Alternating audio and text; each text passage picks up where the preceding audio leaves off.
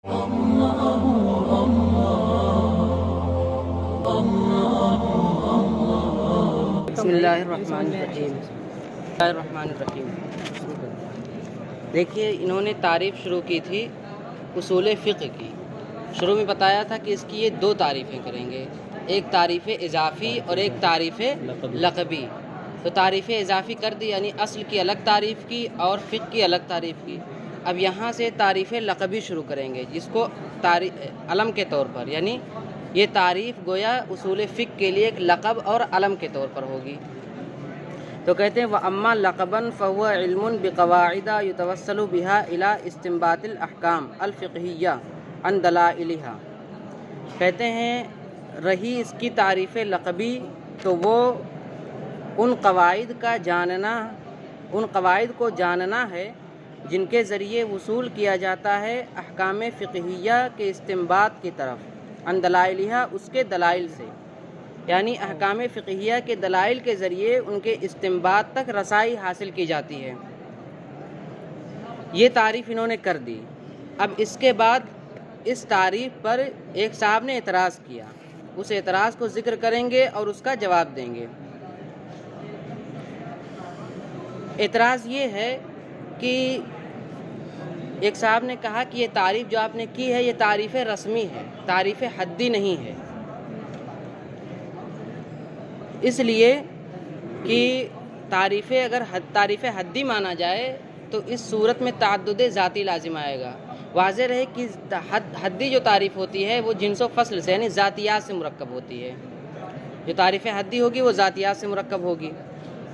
और कहते हैं कि उलूम मुदव्वना के हक़ाइक़ उसके मसाइल हुआ करते हैं, मसाइल मख़सूसा और उसके इदराकात। तो उलूम मुदव्वना ही से उसूल फ़िक़्ह भी है।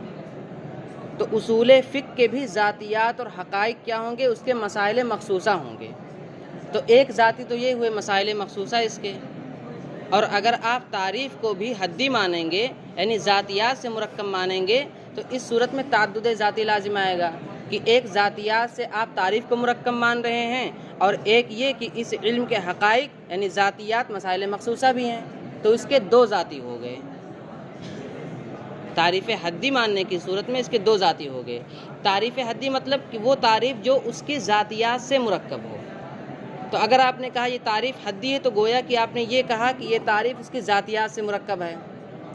और उलूम मुदव्वना के हक़ाइक़ ये ज़ातियात, ये उसके मसाइल मख़सूसा होते हैं। हक़ाइक़ मतलब ज़ातियात, और उसूल फ़िक़्ह भी उलूम मुदव्वना में से है, तो इसके भी ज़ातियात क्या होंगे, मसाइल मख़सूसा होंगे।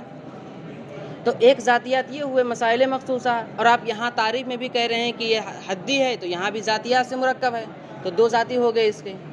ये कहना चाह रहे हैं कि तारीफ़ हद्दी मानने की सूरत में ये ख़राबी लाजिम आएगी, लिहाजा हम इसको तारीफ़ रस्मी मानेंगे।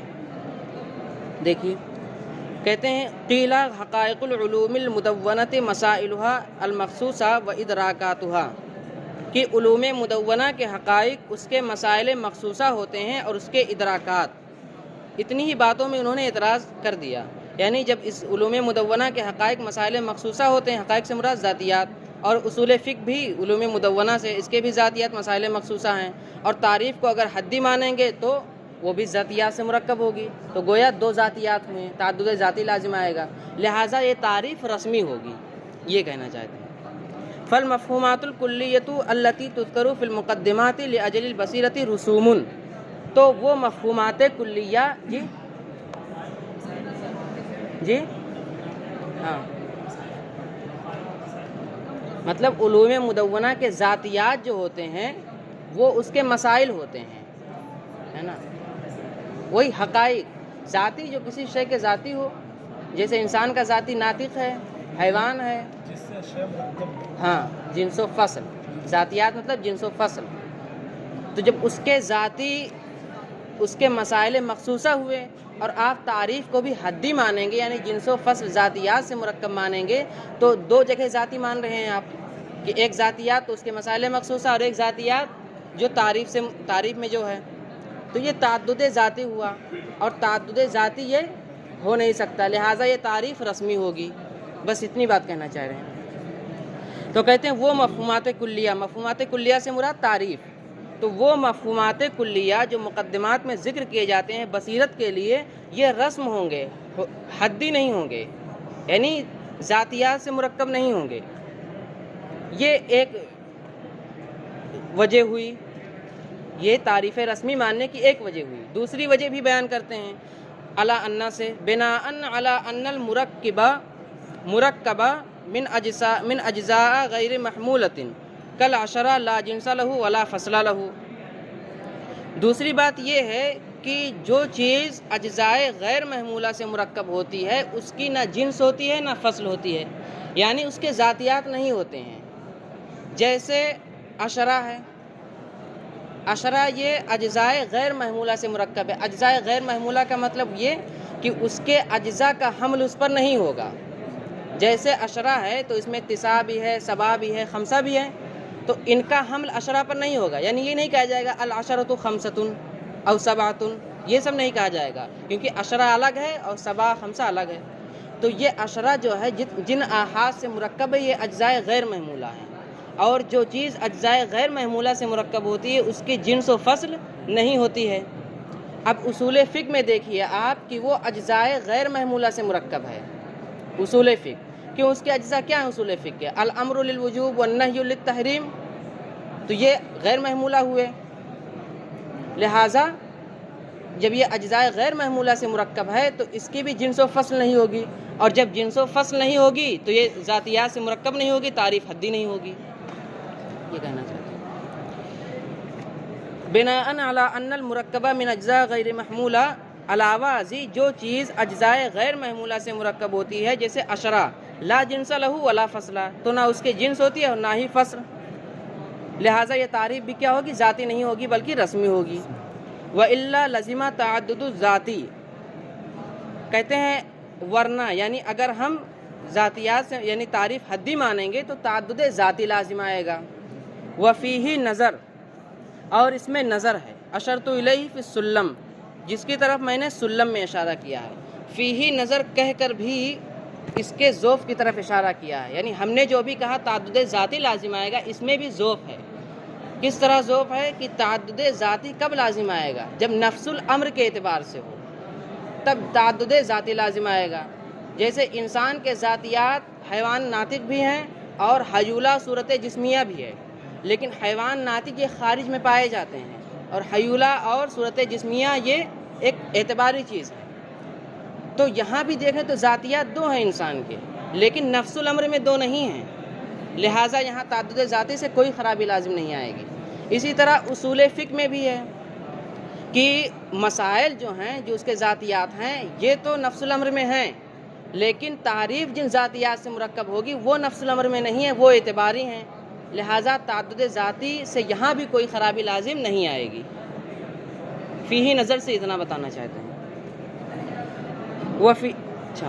نعم یلزم اتحاد التصور والتصدیق حقیقتاً مع انہما نوعان تحقیقاً، ہاں تصور و تصدیق کا اتحاد لازم آئے گا حقیقتاً، جبکہ یہ دونوں الگ الگ نوعیں ہیں تحقیقی طور پر۔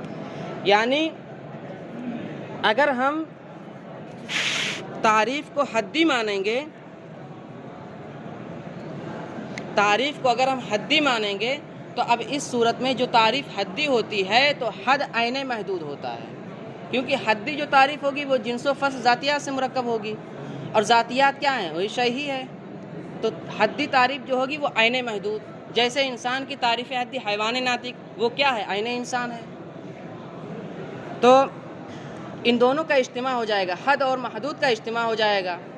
تو انہوں نے بتایا کہ اصول فقہ کیا ہیں، اس کے مسائل ہیں، ادراکات ہیں جو تصدیقات ہیں، اور تعریف کیا ہے؟ تعریف تصور ہوتی ہے، اور جب حدی مانیں گے تو حد و محدود کا اجتماع ہو جاتا ہے، تو گویا کہ تصور جو تعریف ہے اور تصدیق یعنی اس کے مسائل ادراکات جو تصدیقات ہیں جو محدود بن رہا ہے، ان دونوں کا اجتماع لازم آئے گا۔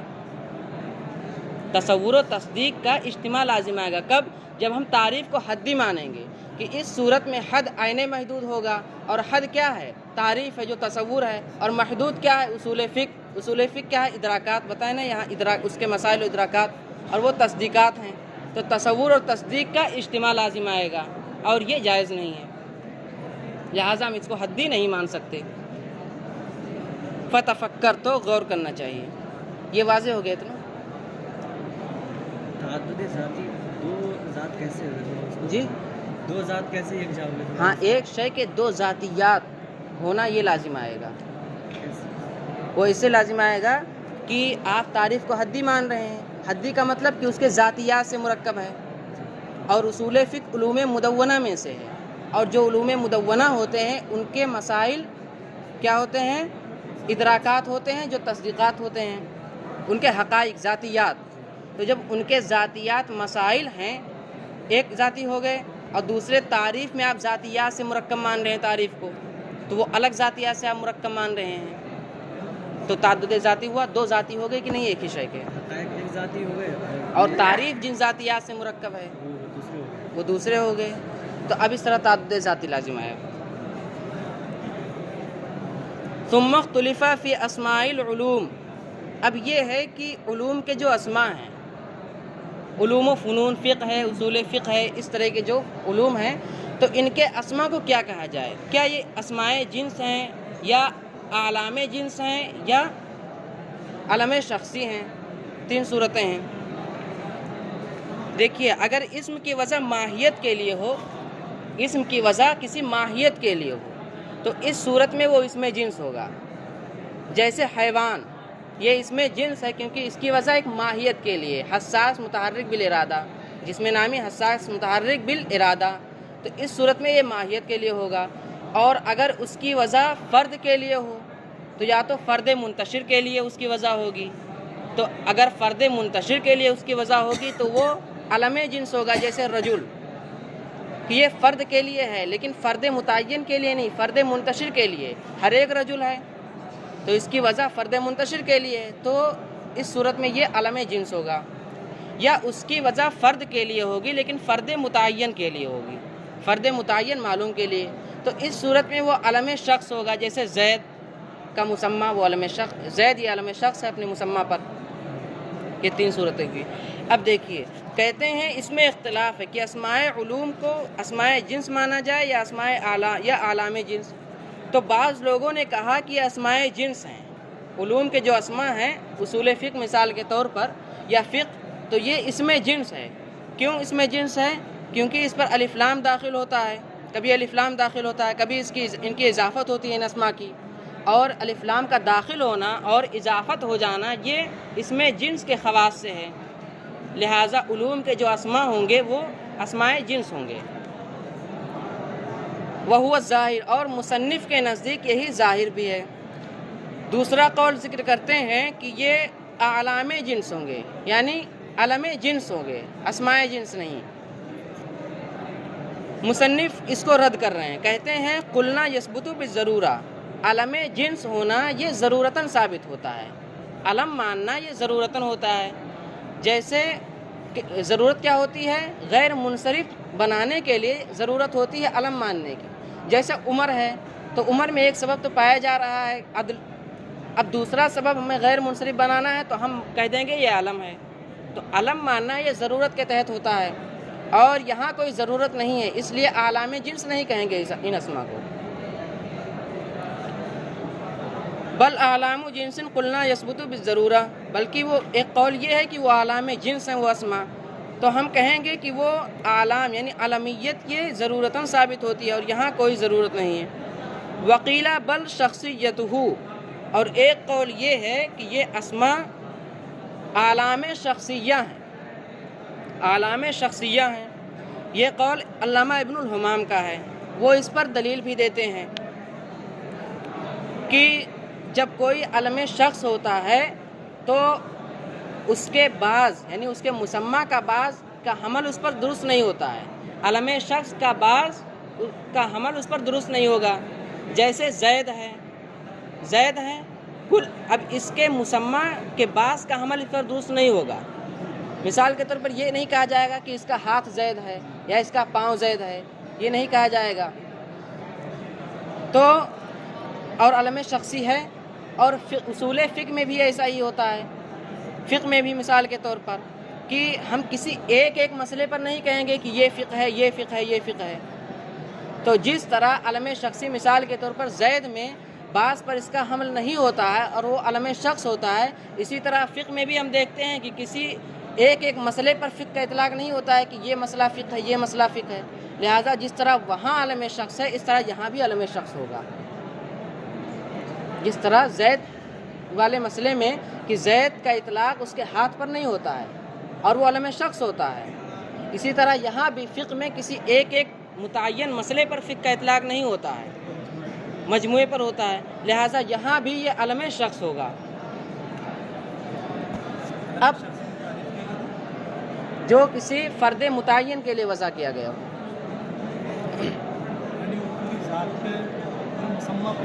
جی متعین مشخص فرد پر صادق آئے۔ اقول، اب مصنف علیہ الرحمہ کہتے ہیں اس تاریخ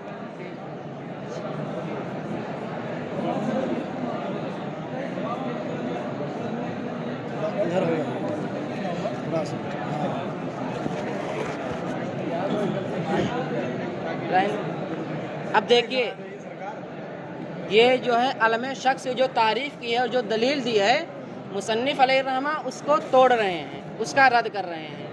کہتے ہیں وَفِيهِ أَنَّهُ مَنْقُوزٌ بِالْبَيْتِ، کہ یہ تعریف تو بیت کے ذریعہ ٹوٹ جا رہی ہے، کہ تعریف کی آپ نے دلیل یہ دی کہ اس کا اطلاق ایک مسئلے پر نہیں ہوتا ہے، لہٰذا جب ایک مسئلے پر نہیں ہوتا ہے تو یہ علم شخص ہوگا، یعنی اس کے ایک جز پر نہیں ہوتا تو علم شخص ہوگا۔ تو ہم دیکھتے ہیں کہ بیت کا اطلاق اس کے ایک جز پر نہیں ہوتا ہے، کیونکہ کوئی جدار کو بیت نہیں کہتا ہے یا سقف کو بیت نہیں کہتا ہے، تو کیا بیت کو بھی علم شخص مانیں گے؟ نہیں مانتے ہیں۔ تو جس طرح یہاں علم شخص نہیں مانتے ہیں اس طرح آپ کی تعریف میں بھی علم شخص نہیں مانیں گے، تو یہ تعریف ٹوٹ گئی ان کی، ہے نا۔ والحل ان المعنى الكلية قد يكون مركبا من اجزاء متفقة۔ اب ایک تفصیلی جواب بھی اس کا دیتے ہیں، کہتے ہیں قائل کے کلام کا حل یہ ہے کہ معنی کلی کبھی اجزائے متفقہ سے مرکب ہوتا ہے، یعنی اجزائے متفقہ فی الاسم سے مرکب ہوتا ہے۔ کلی کبھی ان اجزاء سے مرکب ہوتا ہے کہ جو اجزاء اسم میں متفق ہوتے ہیں، جیسے اربعہ ہے کہ اربعہ یہ واحد چار واحدوں سے مرکب ہے، تو ہر ایک واحد یہ متفق الاسم ہے، تمام کا اسم ایک ہی ہے۔ تو کہتے ہیں کلی کبھی اجزائے متفقہ فی الاسم سے مرکب ہوتا ہے جیسے اربع، اور کبھی اجزائے مختلفہ فی الاسم سے مرکب ہوتا ہے۔ ان اجزاء سے کلی مرکب ہوتی ہے کہ جو اسم میں مختلف ہوتے ہیں، جیسے شکنجبین ہے کہ اس کی ترکیب کس سے ہوتی ہے؟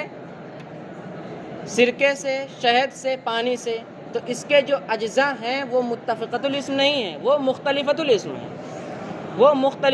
ہیں، تو یہاں شکنجبین یعنی جو کلی ہے یہ اجزاء مختلفہ سے مرکب ہے جن کے اجزاء اس میں مختلف ہیں، اور بعض کا من عدم الصدق علی البعض فلا يلزم من عدم الصدق علی البعض شخصیہ، اور بعض پر اس کے صادق نہ آنے سے شخصیت متحقق نہیں ہوتی ہے، یعنی شکنجبین ان اجزاء سے مرکب ہے لیکن کسی ایک جز پر صادق نہیں آئے گی، صرف ماں کو کوئی شکنجبین نہیں کہے گا، یا سرکہ کو کوئی نہیں کہے گا، یا شہد کو کوئی نہیں کہے گا، تو ایک جز پر اس کے صادق نہ آنے سے یہ نہیں کہا جائے گا کہ علم شخص ہے۔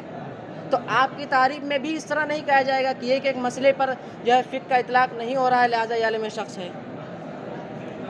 کہنا یہ چاہتے ہیں کہ کلی کبھی اجزاء متفقہ فی الاسم سے مرکب ہوتی ہے، کبھی اجزاء مختلفہ فی الاسم سے، تو فقہ یہ کس قبیل سے ہے؟ اجزاء مختلفہ فی الاسم سے۔ فقہ اجزاء مختلفہ فی الاسم سے ہے کیونکہ فقہ میں الگ الگ مسائل ہوتے ہیں، الگ الگ مسائل سے مرکب ہوتا ہے فقہ، اور اسی طرح شکنجبین بھی ہے کہ اجزاء مختلفہ سے مرکب ہوتا ہے، تو اس کے کسی ایک جز پر شکنجبین کا اطلاق نہیں ہوتا ہے۔ تو جب کسی ایک جز پر اس کا اطلاق نہیں ہوتا ہے اور اس اطلاق نہ ہونے سے علم شخص نہیں کہا جاتا ہے تو فقہ بھی تو باب از قبیل شکنجبین ہے، تو یہاں بھی کسی ایک مسئلے پر فقہ کا اطلاق نہ ہونے سے علم شخص نہیں کہا جائے گا۔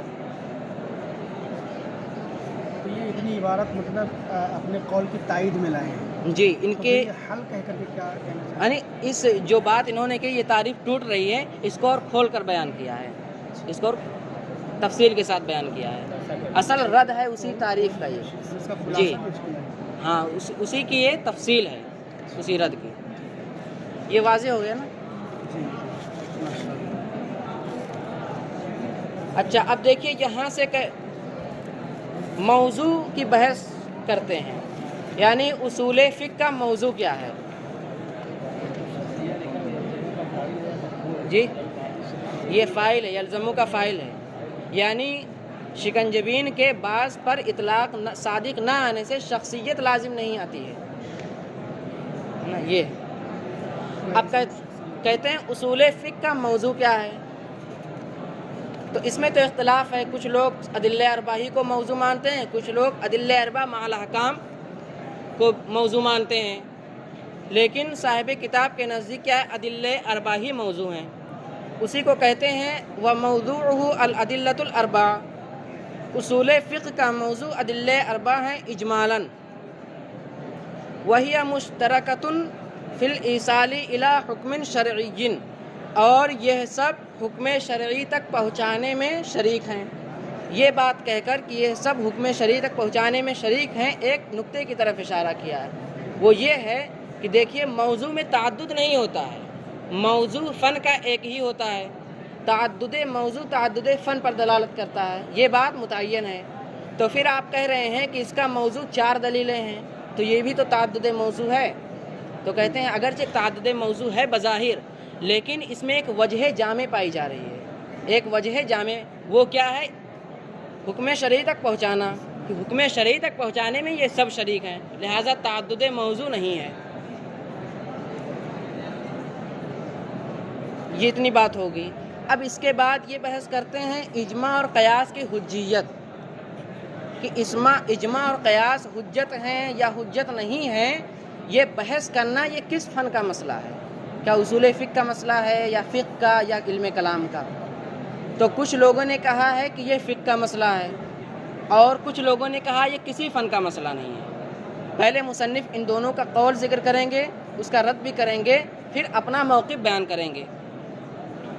دیکھیے کہتے ہیں وما قیل ان البحث عن حجیت الاجماع والقیاس لیس من الاصول بل من الفقہ، اور جو یہ کہا گیا کہ اجماع اور قیاس کی حجیت سے بحث کرنا یہ اصول فقہ کا مسئلہ نہیں ہے، یعنی اصول فقہ سے نہیں ہے بلکہ فقہ سے ہے، کیونکہ اذ المعنی، کیونکہ معنی یہ ہے، یعنی اجماع حجت ہے قیاس حجت ہے، اس کا معنی یہ ہے انہ یجب العمل بمقتضاہ، کہ اس کے مقتضا پر عمل کرنا واجب ہے۔ اس کا معنی کیا ہے، اجماع حجت ہے قیاس حجت ہے، اس کا معنی کیا ہے کہ اس کے مقتضا پر عمل کرنا واجب ہے، اور یہ فقہیات سے ہے واجب ہونا، لہٰذا یہ فقہ سے ہے، اصول فقہ سے نہیں ہے، یہ کسی نے کہا۔ اب مصنف اس کا رد کرتے ہیں، کہتے ہیں ففیہ ان ھذا فرع الحجیت، کہ یہ جو آپ نے بات کہی کہ اس کا معنی یہ ہے کہ اس کے مقتضا پر عمل کرنا واجب ہے، یہ حجیت کی فرع ہے، یہ حجیت کی فرع ہے، اصل حجیت نہیں ہے۔ پہلے حجت مانیں گے تب اس پر عمل کرنا واجب ہوگا، تو اصلاً حجیت سے بحث کرنا یہ نہیں کہا جا سکتا کہ یہ فقہ سے ہے، کیونکہ پہلے آپ حجت مانیں گے تب اس کے بعد بحث کریں گے، تو حجیت کی فرع ہے، اس پر عمل کرنا یہ حجیت کی فرع ہے نا، اس لیے یہ باب فقہ سے نہیں ہے۔ کہتے ہیں ففیہ ان ھذا فرع الحجیت، یعنی جو یہ دلیل دی کہ اس کا مطلب یہ ہے کہ اس کے مقتضا پر عمل کرنا واجب ہے، تو یہ وجوب عمل حجیت کی فرع ہے، کہ پہلے حجت مانیں گے اس کے بعد یہ مسئلہ آئے گا کہ عمل کرنا واجب ہے یا واجب نہیں ہے۔ الا ان جواز العمل ایضا من ثمراتها، علاوہ ازیں عمل کا جائز ہونا بھی تو اس حجیت کے ثمرات سے ہے، یعنی یہ بھی اس دلیل کا توڑ ہے ایک طریقے سے، کہ انہوں نے کیا کہا کہ یہ فقہ سے ہے، اس لیے کہ اس کا معنی ہے کہ اس کے مقتضا پر عمل کرنا واجب ہے۔ کہتے ہیں کہ ہمیشہ واجب ہی نہیں ہوتا ہے اجماع پر عمل کرنا، جائز بھی ہوتا ہے، تو آپ کا یہ کہنا درست نہیں کہ اس کے مقتضا پر عمل کرنا واجب ہے، یہ دوسرا رد ہوا ہے نا۔ ففی ہے تو اس دلیل میں سقم یہ ہے کہ یہ جو آپ نے کہی کہ اس کا معنی ہے کہ اس کے مقتضا پر عمل کرنا واجب ہے، یہ حجیت کی فرع ہے، اصل حجیت نہیں ہے۔ علاوہ ازیں عمل کا جواز بھی حجت کے ثمرات سے ہے، یعنی کبھی اجماع کی حجت اس لیے ہوتی ہے کہ اس عمل جائز ہے، ہمیشہ واجب ہی نہیں ہوتا ہے نا۔ یہ ایک قول کی تردید ہو گئی۔ اب کچھ لوگوں نے کہا کہ اجماع اور قیاس کی حجیت سے بحث کرنا یہ کسی فن کا مسئلہ نہیں ہے، یہ کسی فن کا مسئلہ نہیں ہے، اس کا بھی رد کریں گے۔ ومن قال ان الحجیت لیست بمسئلۃ اصلا لانها ضروریۃ دینیۃ فقط بعدا، اور جنہوں نے یہ کہا کہ اجماع اور قیاس کی حجیت یہ دراصل کوئی مسئلہ ہی نہیں ہے، کسی فن کا مسئلہ نہیں ہے، اس لیے کہ یہ یعنی حجیت ضروری بدیہی ہے، ضروریت دینیت ایک دینی بدیہی مسئلہ ہے۔ دیکھیے کسی فن کے جو مسائل ہوتے ہیں وہ نظریات ہوتے ہیں یا بدیہی ثانوی ہوتے ہیں، اولیات نہیں ہوتے ہیں۔ جو بدیہیات اولیات سے ہو وہ کسی فن کا مسئلہ نہیں ہوتا ہے نا۔ تو کہنا یہ چاہتے ہیں کہ اجماع حجت ہے، یہ بدیہی اولی مسئلہ ہے، لہٰذا کسی فن کا مسئلہ نہیں ہے، یہ کہنا چاہتے ہیں۔ تو جنہوں نے یہ کہا کہ حجیت یہ کوئی مسئلہ نہیں ہے اصلاً، اس لیے کہ یہ ضروریت دینیت ایک دینی ضروری مسئلہ ہے، بدیہی مسئلہ ہے، فقط بعودا تو اس نے بھی حق سے بعید بات کہی ہے۔ لأنه وإن سلم انن فلا نسلم لمن، دیکھیے اب اس میں ان اور لم کی بات آ گئی۔ ان کا مطلب کیا ہوتا ہے؟ معلول، ان کا مطلب ہوتا ہے معلول، یعنی معلول سے علت پر استدلال، اور لم کا مطلب کیا ہوتا ہے؟ علت سے معلول پر استدلال۔ لم کا مطلب علت سے معلول، اور ان کا مطلب معلول سے علت ہے نا۔ تو ان کا مطلب معلول اور لم کا مطلب علت۔ اب دیکھیے کہتے ہیں اگرچہ ان کی بات انن تسلیم کر لی جائے، انن یعنی معلول کے اعتبار سے، معلول کیا کہ اجماع کا معلول و اثر کیا ہے، معلول کے اعتبار سے ان کی بات اگرچہ تسلیم کر لی جائے کہ اجماع کا معلول اور اثر کیا ہے، اس پر عمل کرنا واجب ہے، تو اس پر عمل کرنا واجب ہے، یہ یقیناً ضروری بدیہی مسئلہ ہے، تو انن ان کی بات تسلیم کی جا سکتی ہے۔ لیکن لمن یعنی علت کے اعتبار سے کہ اجماع کو کس علت نے حجت قرار دیا، تو اس اعتبار سے یہ نہیں کہا جا سکتا کہ یہ ضروری بدیہی مسئلہ ہے، یعنی لمن ان کی بات تسلیم نہیں کی جا سکتی۔ انن تو تسلیم کی جا سکتی کہ اجماع کا معلول کیا ہے، اجماع کا معلول اس پر عمل کرنا واجب ہے، لیکن انن کی اس اجماع کو حجت بنایا کس دلیل نے، تو یہ تو بدیہی نہیں ہے، لہٰذا اس کے لیے بھی کہنا کہ بدیہی ضروری مسئلہ ہے یہ تسلیم نہیں کیا جائے گا، اسی کو کہتے ہیں۔ یعنی اس کی علت اس بات کو مانا جائے کہ یہ مسئلہ یہ اجماع حجت ہے، اس کی دلیل کیا ہے؟ اگر یہ دلیل مانی جائے، ہاں یہ دلیل نہیں مانی جائے، ہاں، یعنی ان کے اعتبار سے دیکھا جائے کہ اس اجماع کو کس نے حجت بنایا، کس دلیل نے حجت بنایا، کس دلیل نے حجت بنایا، تو یہ تو ضروری اور بدیہی مسئلہ نہیں ہے، بلکہ یہ تو نظریات سے ہے کہ ہم غور و فکر کریں گے، دلیل تلاش کریں گے، اس کی بنیاد پر اس کو حجت قرار دیں گے، اور رہا معلول کہ اجماع کا معلول کیا ہے، اس پر عمل کرنا واجب ہے، یہ ضروری بدیہی ہے، اور ان یعنی اس کی علت کیا ہے، یہ ضروری بدیہی نہیں ہے۔ کہتے ہیں کہ اگرچہ ان کی بات یعنی یہ جو کہا کہ یہ ضروری بدیہی مسئلہ ہے، اگرچہ ان کے اعتبار سے تسلیم کر لیا جائے کہ اس کا معلول کیا ہے، اثر کیا ہے، کہ اس پر عمل کرنا واجب ہے، تو یہ تو ضروری بدیہی ہے، فلا نسلم لمن، لیکن ہم لم کے اعتبار سے تسلیم نہیں کریں گے، یعنی اس کی علت کیا ہے، اجماع بدیہی ضروری ہے، اس کی علت کیا ہے، اجماع حجت ہے، ضروری بدیہی نہیں، اجماع حجت ہے، اس کی علت کیا ہے، یہ ضروری بدیہی نہیں ہے، اس میں تو تلاش و جستجو کی حاجت ہے۔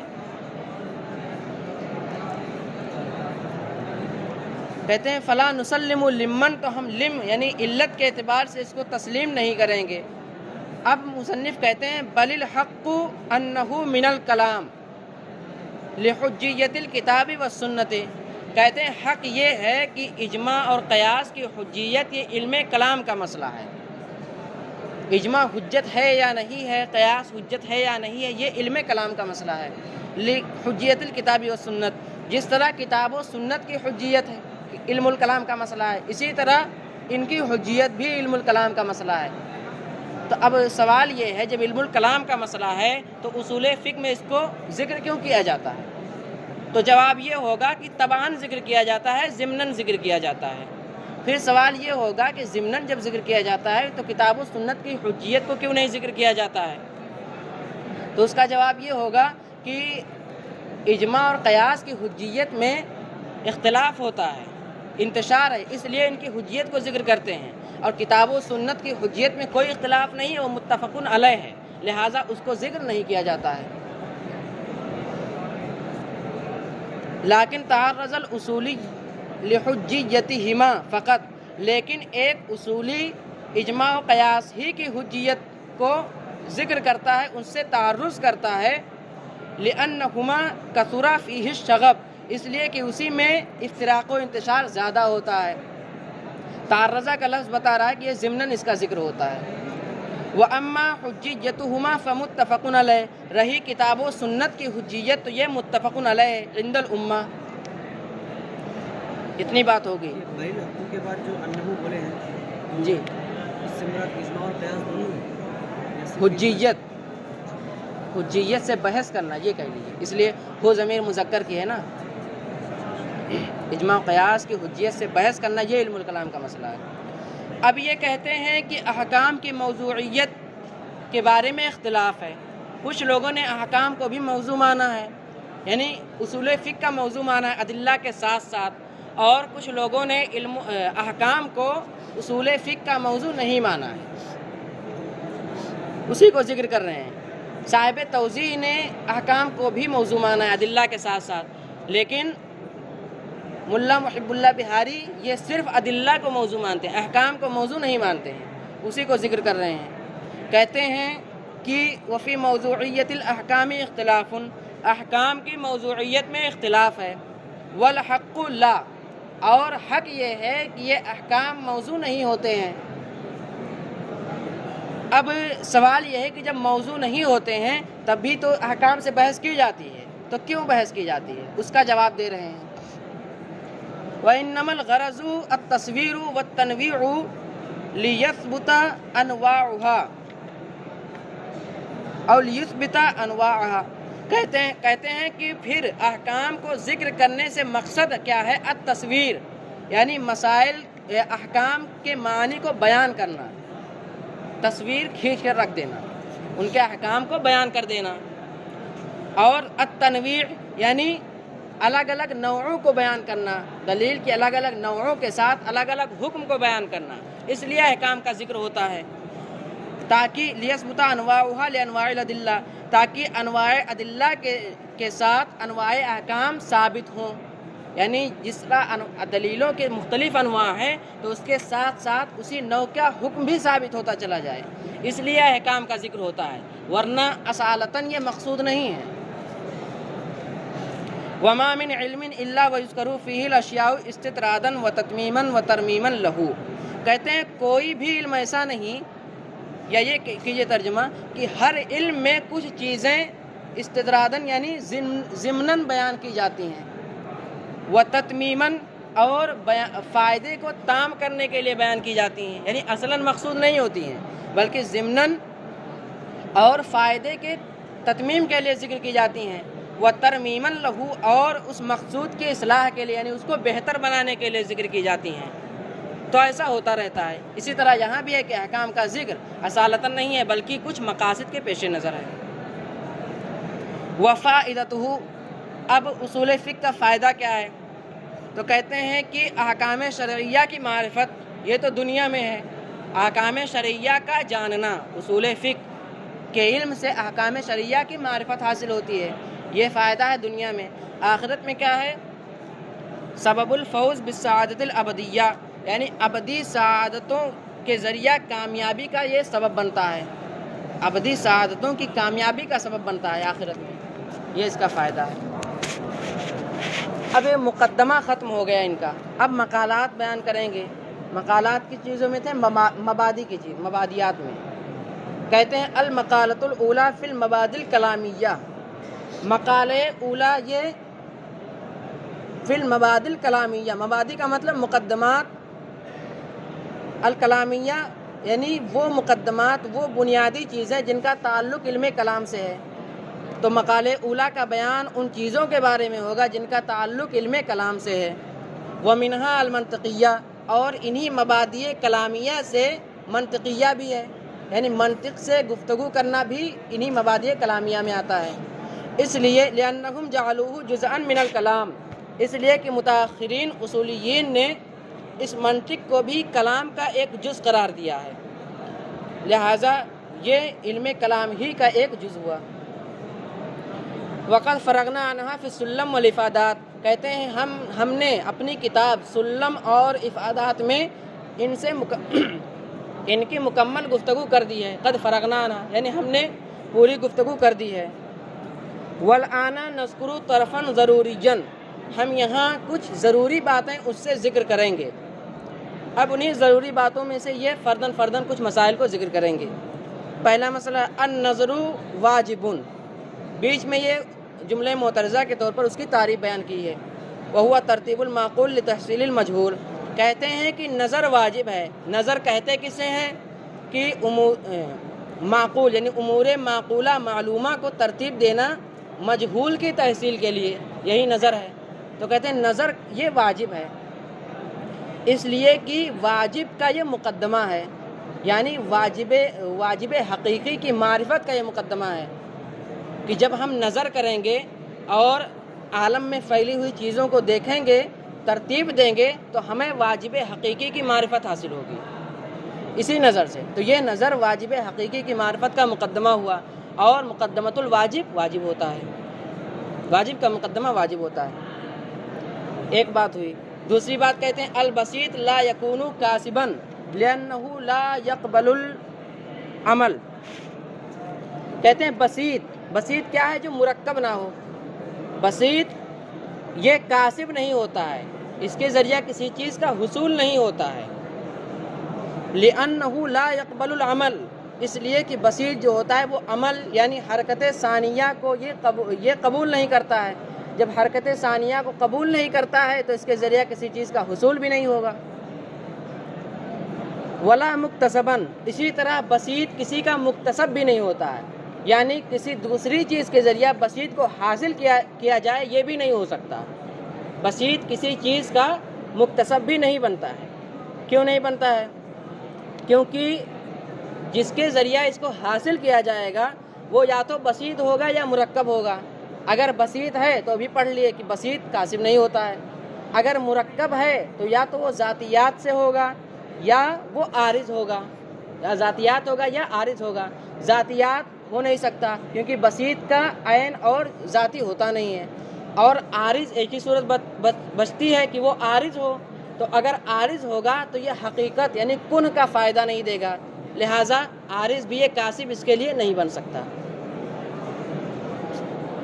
تو کہتے ہیں کہ بسیط یہ کسی کا مکتسب بھی نہیں ہوتا ہے. بسیط لأن العارض لا يفيد الکنہ، اس لیے کہ عارض یہ حقیقت یعنی کن کا فائدہ نہیں دیتا ہے.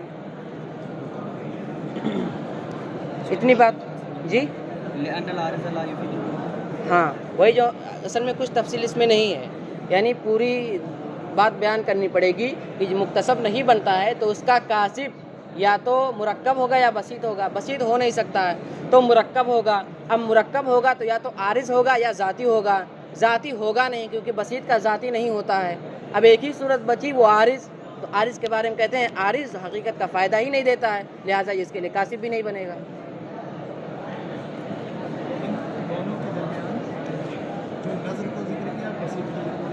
الگ الگ یہ الگ الگ مسائل، یہ ایسے ہی ہے. ہاں الگ الگ مسائل ہیں. یہ دور کا تعلق تو ہوگا ہی لیکن کوئی بہت قریبی تعلق انہیں سمجھ میں نہیں آتا ہے، کیونکہ انہوں نے یہاں کہہ دیا کہ طرفاً ضروریاً ہم کچھ خاص باتیں ذکر کریں گے. اب جن کو وہ خاص سمجھ رہے ہیں ان کو ذکر کر رہے ہیں. جی یہ اتنی بات ہو گئی. اب ایک دوسری بات آتی ہے الماہیت المطلقہ موجودۃ، کہ ماہیت مطلقہ موجود ہے. ماہیت مطلقہ موجود ہے. اسی موجودیت کو ثابت کرنے کے لیے انہوں نے شکل حماری اور شکل عروسی کی بحث چھیڑی ہے اس میں. اس سے پہلے یہ سمجھیے کہ ماہیت کے کئی درجے ہوتے ہیں. ایک ہوتا ہے ماہیت بشرط شے. ماہیت بشرط شے، جیسے ہم نے کہا حیوان ناطق، کہ حیوان ایک ماہیت ہے، یہ بشرط شے ہے، بشرط فصل الناطق. ماہیت بشرط شے یعنی حیوان ایک ماہیت ہے اور ہم نے اس کے ساتھ ناطق لگا دیا تو ایک بشرط شے ہو گیا نا. تو ماہیت بشرط شے ایک ہے. اور ایک ہے ماہیت بشرط لا شے. جیسے ہم کہیں حیوان بلا شرط ناطق و ناحق، اس طرح کرتے جائیں، یعنی کسی شے کی شرط نہ لگائیں. ماہیت بشرط لا شے. بلا کیا ہاں، بشرط شے قید کے ساتھ ماہیت بلا شرط شے. تو ماہیت بشرط شے ہوئی. اسی کو ماہیت مقیدہ بھی کہتے ہیں. اور ماہیت بشرط شے جو ہوتی ہے، بشرط لا شے جو ہوتی ہے، اس کو ماہیت مجردہ کہتے ہیں. ماہیت مجردہ کہتے ہیں. تو دو چیزیں ہوئی، ایک ماہیت بشرط شے، ایک ماہیت بشرط لا شے. یہ دو ہوگی. اور ایک تیسری ماہیت ہے ماہیت لا بشرط شے. ماہیت لا بشرط شے، لا کو پہلے، اسی کو ماہیت مطلقہ کہیں گے، ہے نا.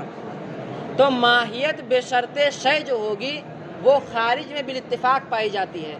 حیوان ناطق ماہیت بشرط شے، یہ بالاتفاق خارج میں پائی جاتی ہے. اور ماہیت بشرط لا شے صرف حیوان، یہ خارج میں بالاتفاق نہیں پائی جاتی ہے. حیوان من حیث ہوا کہیں نہیں پایا جاتا ہے. اور تیسری بات کہ ماہیت لا بشرط شے یہی مختلف فی ہے. کچھ لوگوں نے کہا کہ یہ موجود ہے ماہیت مطلقہ، اور کچھ لوگوں نے کہا کہ یہ موجود نہیں ہے. اب اس کی موجودیت کو اس طرح بھی ثابت کرتے ہیں کہ مثال کے طور پر پانی کے چند قطرات ہیں. اب اگر ماہیت مطلقہ ماہیت موجود نہ ہو، ماہیت مطلقہ موجود ہی نہیں ہے، تو پانی کے الگ الگ قطرے ہو جائیں گے. پانی کے الگ الگ قطرے ہیں تو ہے تو پانی ہی ہے نا وہ. لیکن اگر ہم یہ کہیں ماہیت مطلقہ مشترکہ اس میں نہیں ہے، تو جب ماہیت مطلقہ ہے ہی نہیں تو الگ جداگانہ حقیقتیں ہو گئی ان کی، کیونکہ کسی حقیقت میں وہ مشترک ہے ہی نہیں. ماہیت مطلقہ کی نفی کر دی، ہے نا. جبکہ حقیقتاً کیا ہے کہ وہ پانی ہی ہوتے ہیں.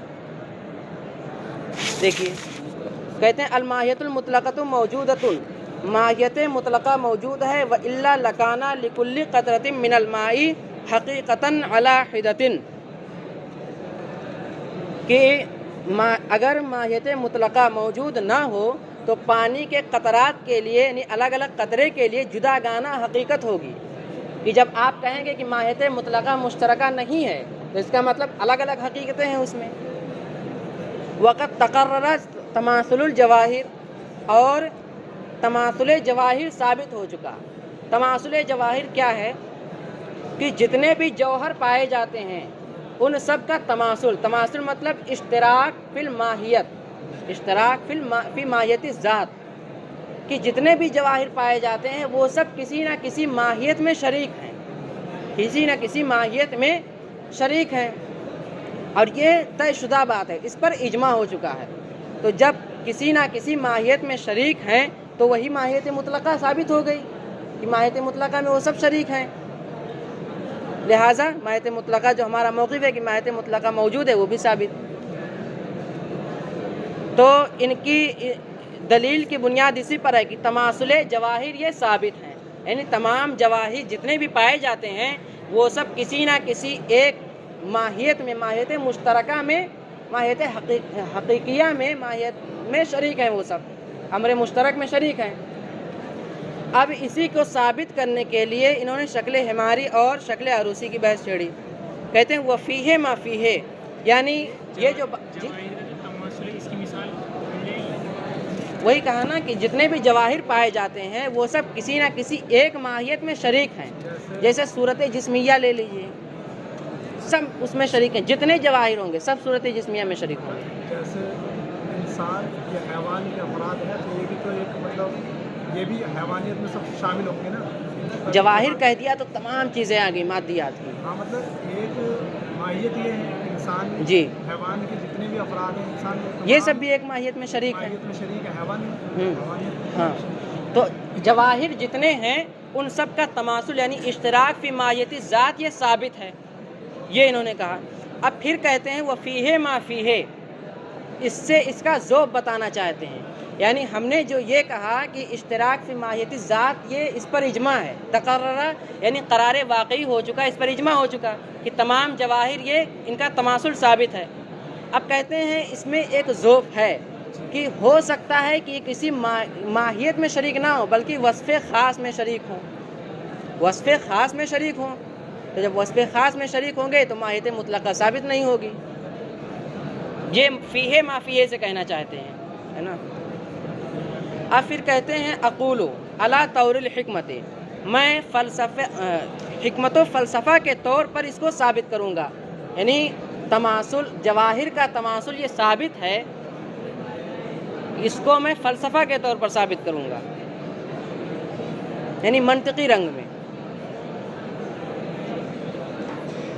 اصل میں یہ تماثل جواہر کا اس بات جو ہے یہ کس پر موقوف ہے؟ جزء لا یتجزا کے بطلان پر. یہ کیا کریں گے؟ پہلے جزء لا یتجزا کو باطل کریں گے، پھر جزء لا یتجزا جب باطل ہو جائے گا تو پھر اتصال ثابت ہوگا، اور جب اتصال ثابت ہوگا تو یہ ماہیت مشترکہ ثابت ہو جائے گی. ماہیت مشترکہ وہی ماہیت مطلقہ ہے نا. تو اسی ماہیت مطلقہ کے موجود ہونے کے لیے یہ دلیل دیں گے. یعنی پہلے جزء لا یتجزا کو باطل کریں گے، اس کے بعد جب باطل کر دیں گے تو اتصال ثابت ہوگا، پھر اتصال جب ہو جائے گا تمام موجودات کے درمیان تو وہی مشترک ماہیت مشترکہ یعنی ماہیت مطلقہ ثابت ہو جائے گی. اب جزء لا یتجزا کو باطل کرنے کے لیے انہوں نے شکل حماری اور شکل عروسی کو بیان کیا ہے. اب اس کا تعلق تو لکھنے سے ہے.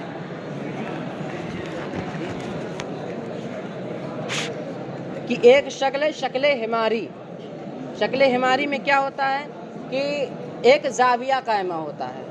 زاویہ قائمہ کیسے بنے گا کہ دو سیدھے قائمہ ہوں، ایک یہ اس طرح ایک اس طرح، تو اس میں دو قائمہ ہوں گے جس کو یہ ضلع کہیں گے، جس کو یہ ضلع کہیں گے. تو ایک زاویہ قائمہ ہوگا جس میں دو ضلع ہوں گے، پھر ان دو ضلع ہوں گے اور پھر ان دونوں ضلعوں کے کو جب ملایا جائے گا ان میں جس کو وتر کہتے ہیں، ان دونوں کو جب ملا دیں گے ایک ترچھی لکیر کھینچیں گے تو اس کو وتر کہیں گے. اور یہ وتر جو ہے یہ ان دونوں ضلعوں کے مجموعے سے چھوٹا ہوتا ہے، دونوں ضلعوں کے مجموعے سے یہ وتر چھوٹا ہوگا، اور ان میں سے ہر ایک یعنی ہر ایک ضلع وتر سے کیا ہوگا؟ چھوٹا ہوگا. ہر ایک ضلع وتر سے چھوٹا ہوگا اور ان کا مجموعہ وتر سے بڑا ہوگا، ہے نا. ان کا مجموعہ وتر سے بڑا ہوگا. تو یہ شکل حماری ہوئی. شکل حماری ہی کو ترقی دے کے شکل عروسی بنائیں گے. اس کا تعلق صاحب لکھنے سے جی دیکھیے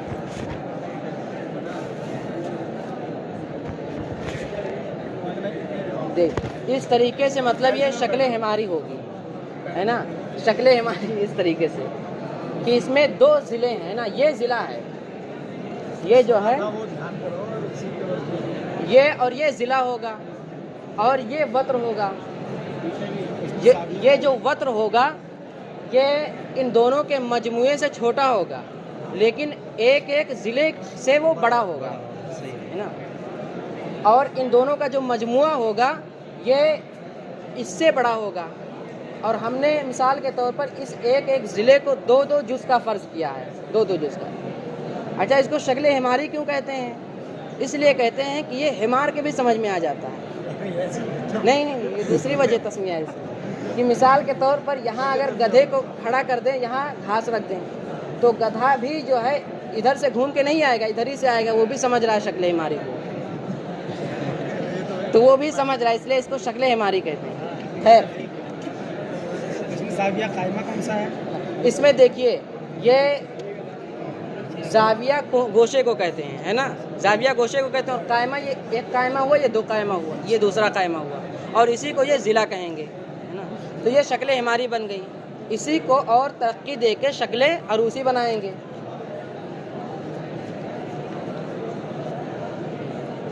شکل عروسی میں کیا ہے کہ اس کا ہم نے دو جز کا ایک ضلع فرض کیا ہے نا.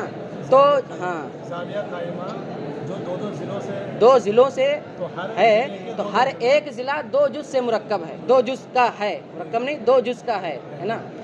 اور یہ قاعدہ ہے کہ کوئی بھی خط جتنے جز کا ہوگا اس کا مربع اسی میں ضرب دینے سے حاصل ہو جائے گا.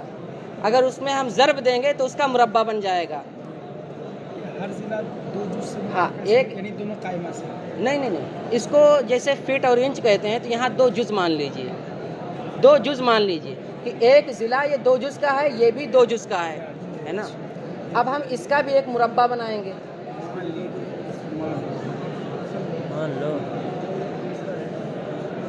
ہے نا, اس کا بھی ایک مربع بن گیا ہے نا. اور یہ 2 جز کا فرض کیا تھا تو 2 جز کا تھا تو اس کا مربع کتنے جز کا ہوگا, اسی میں ضرب دینے سے حاصل ہو جائے گا. 4 جز کا ہوگا اس کا مربع ہے نا. اس کا مربع یعنی 2 جز کا تھا تو اس کا مربع یعنی یہ اور یہ 4 جز کے ہوں گے اور دونوں ملا کر یہ 8 جز کے ہو جائیں گے. دونوں ملا کر یہ 8 جز کے ہو جائیں گے. اب اس وتر کا ایک مربع بنائیں گے. یہ دونوں زاویہ قائمہ 2 ضلعوں سے مرکب, دونوں کی 2 جز. اب ایک جز ایک ضلع کا ہم مربع بنائیں گے تو مربع 4 جز کا ہوگا. جی 3 جز کا بچا نا, یہ جب ایک مشترک ہو گیا. نہیں تو یہ تو 2 جز ہے نا, یہ مشترک ہے لیکن اس میں تو مشترک نہیں ہے نا اس مربع میں. اچھا ایک کے اعتبار سے. ہاں سمجھ میں آ رہا ہے نا. تو ایک مربع یہ 4 جز کا ہوگا کیونکہ وہ ایک ضلع 2 جز کا تھا اور 2 جز کا ایک مربع 4 جز کا ہو جائے گا. اب وتر کا بھی ایک مربع بنائیں گے. یہ وتر کا بھی ایک مربع ہو گیا ہے نا. اب اس میں ہم لکیر کھینچ دیں گے یعنی اس کو مثلث بنائیں گے. دیکھیں صاحب ہے نا, اس میں ہم اس کو مثلث بنا دیں گے, اس کو بھی مثلث بنا دیں گے. دیکھیے اب دیکھیے ہم نے جو ہے اس کو 2 جز کا ایک ضلع فرض کیا تھا تو اس کا ایک مربع 4 جز کا ہوا اور 2 مربع 8 جز کے ہوئے ہے نا. تو یہ دونوں مربع مل کر 8 جز دے رہے ہیں. 8 جز ہیں نا, یعنی 4 مثلث دیے. دونوں مربع نے مل کر 4 مثلث دیا اور ایک وتر جو تھا اس نے تنہا 4 مثلث دیا. اور یہ مثلث اس کے جو ہے اس کے بالکل مساوی ہیں, 1 انچ کا بھی کوئی فرق نہیں ہے. اس کے مثلث یعنی وتر کا جو مثلث ہے وہ مربع کے ہر ایک مثلث کے بالکل مساوی ہے, کسی کا کوئی فرق نہیں ہے کسی میں ہے نا. یہ ہو گیا.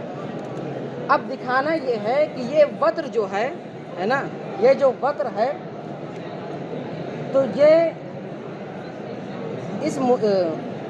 اس کے مربع کے ضلع سے بڑا ہوگا. بلکہ یہ ثابت ہو چکا کہ یہ وتر جو ہے ضلع سے بڑا ہوگا ہے نا. ضلع سے تو بڑا ہوگا, ایک ضلع سے بڑا ہوگا. اور اس کو 8 جز کا ہم نے فرض کیا. ظاہر ہے کہ جب ان دونوں مربع نے مل کر جو 8 جز کے ہیں 4 مثلث دیے اور اس نے اکیلے اتنے بڑے 4 مثلث دیے تو گویا یہ بھی 8 جز کا ہوا کہ نہیں ہوا, 8 جز کا ہوا. اب جب یہ 8 جز کا ہوا تو اب بتائیے کہ ایک مثلث کتنے جز کا ہوا. جی 2 کا نہیں ہو سکتا. 2 کا جب ہوگا تو 2 دونی 4 ہی جز ہوں گے, جبکہ یہ بھی 8 ہی جز کا ہے. اور 3 جز کا بھی نہیں ہو سکتا ہے کیونکہ 3 جز کا ہوگا تو 3 9 ہو جائے گا. اور ہم نے کیا مانا ہے کہ 8 جز کا یہ وتر ہوگا. کیوں؟ کیونکہ اس کے بھی 8 جز ہیں, 4 مثلث تیار ہوئے, اس نے بھی 4 مثلث دیے تو 8 جز مل کر 4 مثلث دے رہے ہیں. اتنا بڑا اکیلے دے رہا ہے تو یہ بھی 8 جز کا ہوا. تو اب دیکھیے کہ اس کا ایک مثلث کتنے جز کا ہوا. 2 کا نہیں مان سکتے ہیں اس لیے کہ 2 4 ہو جائے گا, اور 3 کا بھی نہیں مان سکتے ہیں کیونکہ 9 ہو جائے گا. تو اب 2 اور 3 کے درمیان ہوگا ہے نا. تو اب دیکھیے یہ جو وتر ہے یہ اس سے چھوٹا ہے, یعنی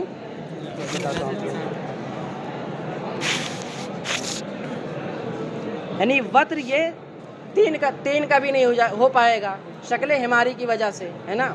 تو جب یہ 3 کا بھی نہیں ہو پا رہا ہے، 2 کا بھی نہیں ہو پا رہا ہے، کتنے کا ہوگا؟ 2 صحیح 83 پوائنٹ، 2 صحیح 83 پوائنٹ، ہے نا. تو یہ بتائیے انقسام اور کسر ہوا کہ نہیں ہوا؟ اور جب انقسام اور کسر ہوا تو جزء لا یتجزا باطل، ہے نا. یعنی یہ جو ایک مثلث ہے اس وطر کا، وہ کتنے جز کا ہوا؟ 2 کا بھی نہیں ہو رہا ہے، 3 کا بھی نہیں ہو رہا ہے. یہ تو بات سمجھ میں آئی کہ 2 کا بھی نہیں ہو رہا ہے، 3 کا بھی نہیں ہو رہا ہے. آپ جو قاعدے سے انتقال کر رہے ہیں وہ کر کے دوبارہ بتائیے. ہاں جیسے دیکھیے اس کے ایک ضلع کا مربع ہے نا 4 جز کا ہے، کیونکہ ایک ضلع 2 جز کا تھا تو اس کا مربع 4 جز کا، اور 2 ضلعوں میں جب 2 مربع بنے تو وہ 4 جز کے 8 جز کے ہو گئے، ہے نا. 8 جز کے ہوئے. پھر وطر کا ہم نے 8 جز مان لیا، کیونکہ وطر میں جب ہم 4 مثلث بناتے ہیں تو اتنے ہی بڑے 4 مثلث تیار ہوتے ہیں کہ جتنے بڑے مثلث اس ضلع میں ہیں، اور اس ضلع میں یعنی ضلع میں 8 جز ہیں، 8 نے مل کر 4 مثلث دیے. تو جب یہ تنہا 4 مثلث دے رہا ہے تو گویا یہ بھی 8 جز کا ہے، یہ بھی 8 جز کا ہے نا. تو جب 8 جز کا ہے تو ایک مثلث کتنے جز کا ہوگا؟ تو 2 کا بھی نہیں ہوگا، 3 کا بھی نہیں ہوگا. کسر ہو جائے گا، انقسام ہو جائے گا، اور جب کسر و انقسام ہوگا تو جزء لا یتجزا باطل ہو جائے گا. ان دونوں کا مقصد شکل حماری اور عروسی کا جزء لا یتجزا کو باطل کرنا ہے. یہ اس کو شکل عروسی کیوں کہتے ہیں؟ اس کو شکل عروسی کیوں کہتے ہیں بتا ہی دیے تھے حضرت، کیونکہ شکل حماری سے نتیجہ نہیں نکلتا ہے، شکل عروسی ہی سے نتیجہ نکلتا ہے. تو حضرت نے بتایا ہی تھا کہ نتیجہ عروسی سے برآمد ہوتا ہے، اس لیے اس کو شکل عروسی کہتے ہیں. نام رکھنے کے لیے تو ادنا مناسبت آتی ہے. اب دیکھیے تھوڑا کتاب کے اعتبار سے دیکھیے. کہتے ہیں کہ لأنه لو كان الجزء حقا، اس لیے کہ اگر جزء لا یتجزا یہ حق ہو، ہے نا، فلیکن یعنی اسی کو باطل کر رہے ہیں، یعنی اگر حق ہو تو ہم اس طرح تردید کریں گے. کہتے ہیں کہ اگر جزء لا یتجزا یہ ثابت ہو تو فلیکن قائمہ، تو ایک زاویہ قائمہ ہونا چاہیے، یعنی چلیے یعنی وہی ایک زاویہ قائمہ 2 ضلعوں کا ہونا چاہیے، ہے نا. ایک زاویہ قائمہ ہونا چاہیے کل ضلع منہا جزان، جس کے ہر ضلع 2 جز کے ہوں، جیسا ابھی ہم نے فرض کیا، ہے نا. تو دونوں ضلع اس کے 2 جز کے ہوئے. فالوتر لا یکون ثلاثۃ بالحماری، تو وطر جو ہوگا وہ 3 جز کا نہیں ہو سکتا ہے. کیوں نہیں ہو سکتا ہے؟ حماری کی وجہ سے. اب یہ سمجھنا ہے تھوڑا کتاب کے اعتبار سے کہ یہ وطر جو ہے یہ 3 جز کا نہیں ہو سکتا شکل حماری کی وجہ سے. ٹھیک، کیونکہ یہ جو دونوں ضلع تھے ان کو ملا کر 3 جز ہو رہے ہیں، ہے نا. یہاں کہیں گے 3 جز، کیونکہ حقیقتاً تو 4 ہیں لیکن ایک جز دونوں میں مشترک ہے، تو دونوں ضلع ملا کر 3 جز ہو رہے ہیں. اور وہ وطر کیا ہے؟ اس کو ہم نے ہر ضلع سے کیا بڑا فرض کیا تھا نا. تو اگر ہم اس سے چھوٹا مان لیں تو خلاف مفروض لازم آئے گا، لہٰذا یہ 3 کا نہیں ہوگا، ہے نا. اور پھر قاعدہ کہہ رہا ہے کہ وہ جو بھی چیز اس کا بھی اگر ہمیں کیا اگر ہاں دیکھیں پھر سے سنیں، یہ دونوں ضلع ملا کر اس وطر سے بڑے ہو رہے تھے، 2 جز کا ضلع تھا، تو یہ دونوں ملا کر بیچ میں ایک تو مشترک ہے تو 3 جز کا ہوا. اور یہ دونوں ضلع ملا کر اس وطر سے بڑے ہوتے ہیں کہ نہیں بڑے ہوتے ہیں؟ بڑے ہوتے ہیں، ہے نا. تو اب یہ 3 جز کا ہوا، تو اگر وطر کو بھی ہم 3 جز کا مانیں تو برابری لازم آئے گی نا، جبکہ ہم نے پہلے فرض کر لیا ہے کہ ان دونوں ضلعوں کے مجموعے سے وہ چھوٹا ہوتا ہے نا. ان دونوں ضلعوں کے مجموعے سے وطر چھوٹا ہوتا ہے نا. اور دونوں ضلعوں کا مجموعہ کتنا ہے؟ 3 جز، کیونکہ ایک مشترک ہے، 4 تھا ایک مشترک ہے تو 3 جز کا ہوا. یعنی ایک اوپر سے بھی جڑ جائے گا، نیچے سے بھی جڑ جائے گا ایک، تو ایک اوپر سب سے اوپر، ایک بیچ میں جو دونوں سے مشترک ہے، ایک نیچے، 3 جز ہوئے. اس کو سمجھنے ہی کی بات ہے، خارج میں اس کو مت دیکھیے، بس سمجھیے، ٹھیک ہے. تو 3 جز کے ہوئے. اب وتر کو بھی اگر ہم 3 جز کا مان لیں تو یہ برابری لازم آئے گی، جبکہ ہم نے پہلے یہ دکھا دیا ہے کہ وتر دونوں ضلعوں کے مجموعے سے چھوٹا ہوتا ہے نا، لہٰذا 3 جز کا نہیں ہوگا، ہے نا۔ تو اتنی بات ثابت ہوئی کہ یہ 3 سے کم کا ہوگا۔ یہ کس سے ثابت ہوئی؟ شکل حماری سے ثابت ہوئی، ہے نا۔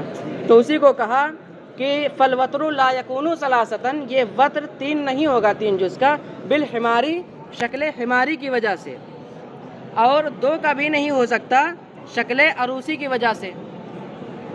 ایک منٹ،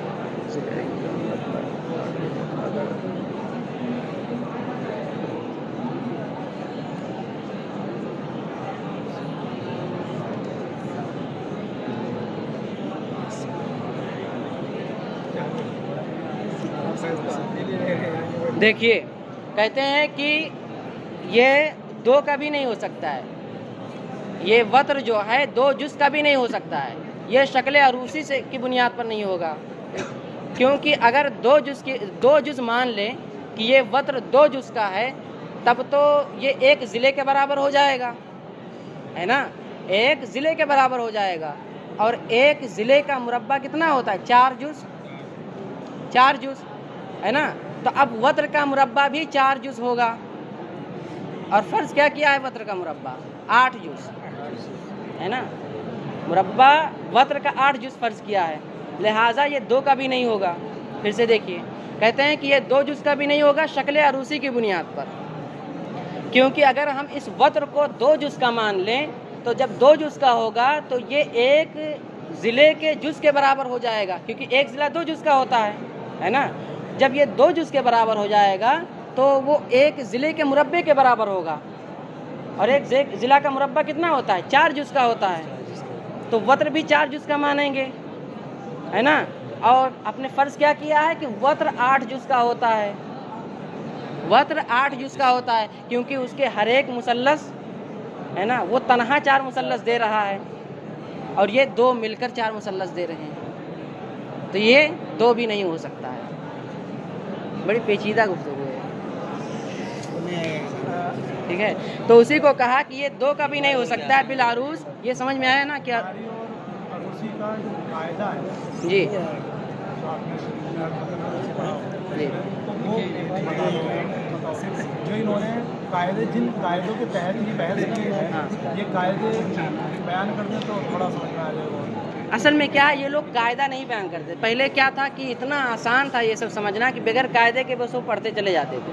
اب اس طرح کی شکل عروسی کا کیا قاعدہ ہے، شکل حماری کا کیا قاعدہ ہے نا، تو اتنی بات واضح ہوئی کہ نہیں کہ شکل حماری، جی عروسی سے 2 بھی نہیں ہو پا رہا، ہاں یہ نہیں سمجھا۔ اچھا، عروسی سے کی بنیاد پر وہ وتر 2 جز کا نہیں ہو پا رہا ہے، کہہ رہے ہیں یہ سمجھ میں نہیں آیا۔ تو اس کو پھر سے دیکھیے کہ اگر ہم وتر کو 2 جز کا مان لیں تو 2 جز کا جب مانیں گے تو یہ ضلع کے مساوی ہوگا کہ نہیں؟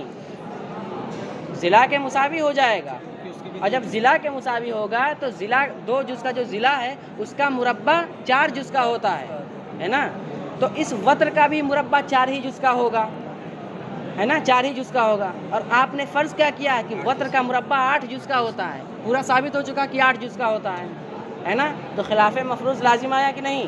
لہٰذا یہ 2 جز کا بھی نہیں ہو سکتا ہے۔ یہ ہو گیا نا۔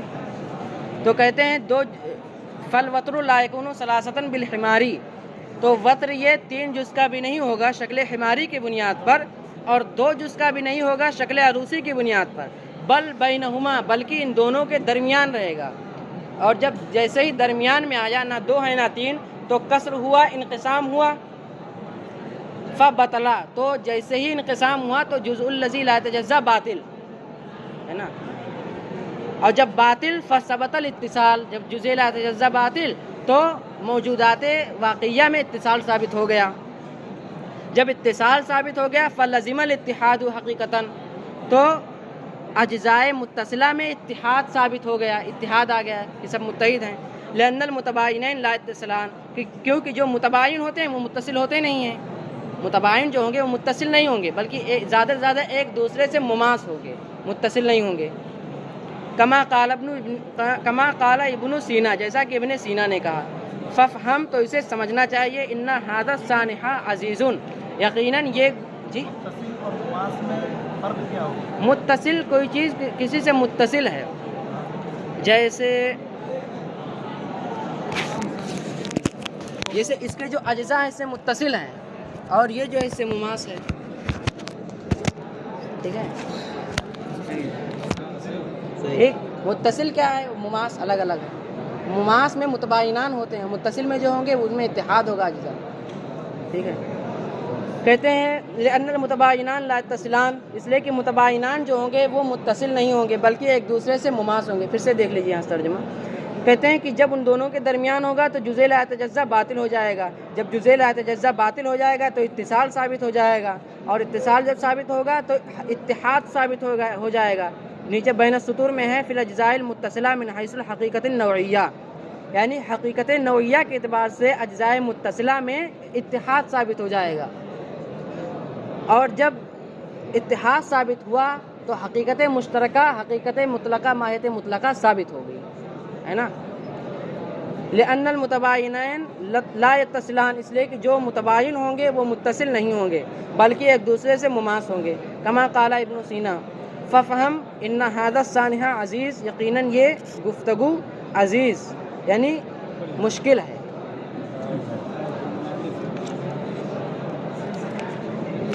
جی مشقت والی like a Hellcat.